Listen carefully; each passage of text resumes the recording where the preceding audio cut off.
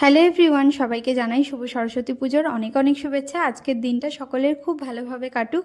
আর সকাল সকাল দেখো আমরা স্নান টান করে রেডি হয়ে নিয়েছি, ছেলেকেও স্নান করিয়ে রেডি করিয়ে দিয়েছি। আর এটা হচ্ছে আমার জায়ের ছেলে, পুচকুটাকেও একটা পাঞ্জাবি পরিয়ে দিয়েছি। আর এখানে আমরা রেডি হয়ে যাচ্ছি হচ্ছে ছেলের আন্টির বাড়িতে।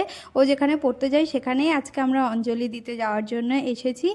আর আমাদের বাড়িতে তো এবছর পুজো হচ্ছে না, সেজন্য ওর আন্টির বাড়িতেই চলে এসেছি। আমরা এখন অঞ্জলি দিয়ে নেব। আর এখানে দেখতেই পাচ্ছ কত স্টুডেন্ট সব।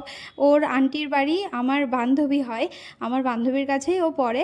তো আমার বান্ধবীর বাড়িতে পুজো 9:30টার মধ্যেই হয়ে গেছিলো, খুব সকাল সকাল সব কিছু মিটে গেছে।